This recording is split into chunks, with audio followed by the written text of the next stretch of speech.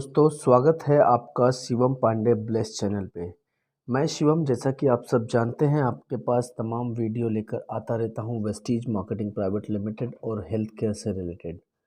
जैसा कि आप सब जानते हैं, हमारे देश में कोविड-19 बहुत तेज़ी से फैला हुआ और कई जगह ये देखने को मिला कि कोविड-19 सेकेंड फेज़ से जो लोग रिकवर कर रहे हैं, उन्हें ब्लैक फंगस नामक बीमारी हो रही है।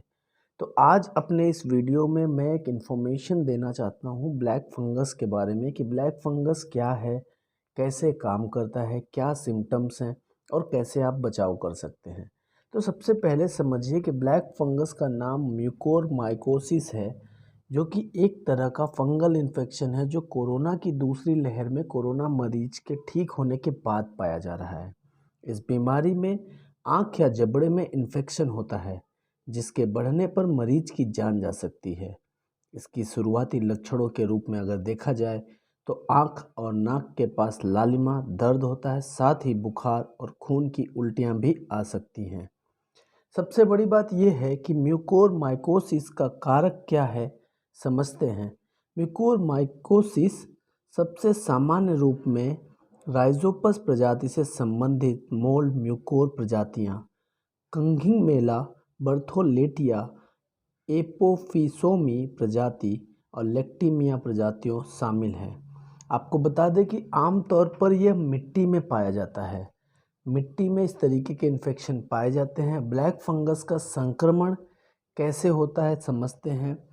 उपचार की गैर विसंक्रमित पट्टियाँ, लकड़ी की जीभ डिस्पेंसर, अस्पतालों में प्रयोग होने वाले कपड़े, चादर, ऋणात्मक दबाव वाले कमरे, पानी के रिसाव, खराब वायु निस्पंदन, गैर विसंक्रमित चिकित्सा उपकरणों की उपस्थिति में इसका विजाणु सांस के द्वारा वातावरण में अंतःग्रहण के माध्यम से फैल सकता है। यानी कि ये सारी चीज़ें अगर आपके आसपास हैं तो आपको सावधान रहने की ज़रूरत है। वहीं अगर बात करें अस्पताल के अलावा हमारे आपके घरों में भी निम्नलिखित परिस्थितियों में इस बीमारी के फैलने की संभावना अधिक रहती है, जैसे पुराने एयर कंडीशन व कूलर, गंदे सीलन युक्त कमरे, गंदे कपड़े, चादरें, घाव को ढकने हेतु प्रयुक्त गंदी पट्टियाँ, पुरानी लकड़ी, मिट्टी के कमरों में वायु का उचित आदान प्रदान न होना, बरसात का मौसम ब्लैक फंगस के फैलने का कारण हो सकता है। आपको बता दें इसके लक्षण इस प्रकार हैं। आँखों और नाक के पास लालिमा, चेहरे पर एक तरफा सूजन, बुखार, सिर दर्द, खांसी, सांस लेने में तकलीफ, दर्द, खून की उल्टियाँ, मानसिक स्थिति में बदलाव, यानी कि आपको चिड़चिड़ापन का भी एहसास हो सकता है आपके आँखों के पास तमाम तरीके के रैशेज आने लगे, हो सकता है कि आपको बुखार का आना, बुखार का जाना हो, सर में दर्द भी हो सकता है, आपको खांसी की भी समस्या हो सकती है। अगर ये सारे लक्षण आपको हो रहे हैं तो नज़रअंदाज ना करें। म्यूकोरमाइकोसिस कोरोना के बाद ही क्यों हो रहा है, समझते हैं। ब्लैक फंगस दुर्लभ है, लेकिन यह उन लोगों में अधिक आम है जिनके स्वास्थ्य संबंधित समस्याएं हैं या उनका इम्यून सिस्टम कमज़ोर हो चुका है। वे दवा लेते हैं जो कीटाणु और बीमारी से लड़ने के लिए शरीर की क्षमता को कम करते हैं। कोरोना के दौरान ठीक हो चुके मरीजों को निम्नलिखित समस्याएं अगर हैं तो उन्हें सावधान रहने की ज़रूरत है।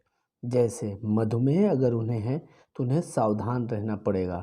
कैंसर के किसी कारण को अगर आप इस्तेमाल कर रहे हैं या आप कैंसर के पेशेंट हैं तो आपको सावधान रहना होगा। अगर किसी कारणवश आपका अंग प्रत्यारोपण हुआ है, स्टेम सेल्स का प्रत्यारोपण हुआ है, तो आपको सावधान रहने की ज़रूरत है। म्यूकोरमाइकोसिस कोरोना के बाद क्यों हो रहा है? क्योंकि खून में नाइट्रोफिल की कमी हो जाती है। लंबे समय तक कार्टिकोस्टेरॉइड दवा का इस्तेमाल करने के वजह से भी इम्यून सिस्टम कमज़ोर पड़ता है। शरीर में बहुत अधिक आयरन का होना भी इसका कारण बन रहा है। सर्जरी, जलने या घाव के कारण त्वचा पे जो चोट है वो लंबे समय तक रहे तो भी इस बीमारी के फैलने का कारण बन सकता है। किसी को म्यूकोरमाइकोसिस कैसे होता है, समझते हैं। वातावरण में ये विजाणुओं के संपर्क में आने से लोगों को म्यूकोरमाइकोसिस हो जाता है। उदाहरण के लिए संक्रमण के फेफड़े या साइनस के रूप में किसी को हवा से विजाणु के बाद हो सकता है। कवक के माध्यम से त्वचा में संक्रमण हो सकता है, जो त्वचा पर खरोच, जलन, अन्य प्रकार की त्वचा को चोट के माध्यम से प्रवेश करता है।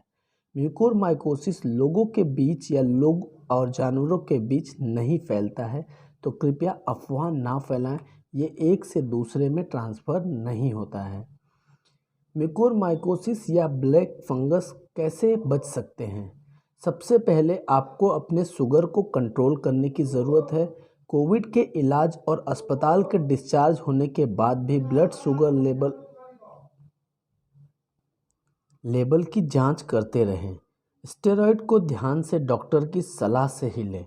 ऑक्सीजन थेरेपी के दौरान साफ और स्टेराइल किए गए पानी का प्रयोग करें। एंटीबायोटिक्स और एंटीफंगल दवाइयों का सावधानी से इस्तेमाल करें। निर्माण या उत्खनन धूल वाले स्थानों पर जाने से बचें। N95 मास्क को पहनें। तूफान और प्राकृतिक आपदाओं के बाद पानी से क्षतिग्रस्त इमारतें और बाढ़ के पानी से सीधे संपर्क से बचें।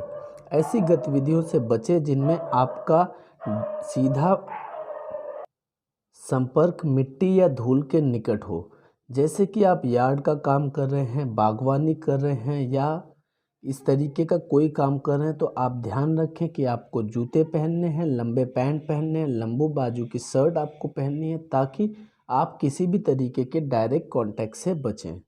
म्यूकोरमाइकोसिस से बचने के लिए आप मिट्टी, काई या खाद जैसी सामग्री संभालते समय आपको दस्ताने का उपयोग करना है। त्वचा के संक्रमण के विकास की संभावनाओं को कम करने के लिए त्वचा की चोटों को साबुन और पानी से अच्छी तरह साफ करें। खास करके ये मिट्टी या धूल के संपर्क में हो तो इसे नियमित साफ करते रहें। किसी भी तरह के अलर्ट को इग्नोर ना करें। अगर आपको कोविड हुआ है तो नाक बंद को महज जुकाम मानकर हल्के में ना लें। फंगल इन्फेक्शन को लेकर तुरंत टेस्ट कराने में देर ना करें। यह सारी जानकारी आपको जो कुछ भी मैंने अभी दी है, ये mucormycosis fungal disease CDC centre of disease control and prevention के माध्यम से उनकी वेबसाइट पे उपलब्ध है। वहाँ से ये जानकारी मैंने आपके लिए निकाली है।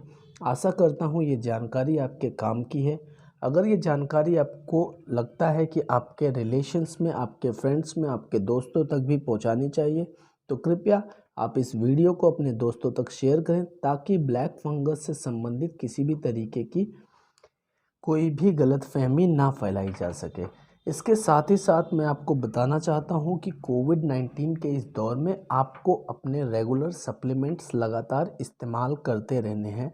जैसा कि वेस्टीज में आप जानते हैं कई सारे सप्लीमेंट्स हैं जो आपको हेल्थ में बहुत ज़्यादा हेल्प करते हैं, जैसे हमारा सीबकथॉर्न है, हमारा कुकुरमिन प्लस है, और आपके पास जो भी सप्लीमेंट अवेलेबल हो उसका इस्तेमाल करिए। खास करके आई सपोर्ट को आप अपने सप्लीमेंट की कैटेगरी में ऐड करें, क्योंकि जो भी इन्फेक्शन आपको आँखों में इरिटेशन, ये सारी चीज़ों पे आई सपोर्ट आपको बहुत तेज़ी से हेल्प करता है। सो मिलते हैं दोस्तों अगले वीडियो में। Wish you wealth.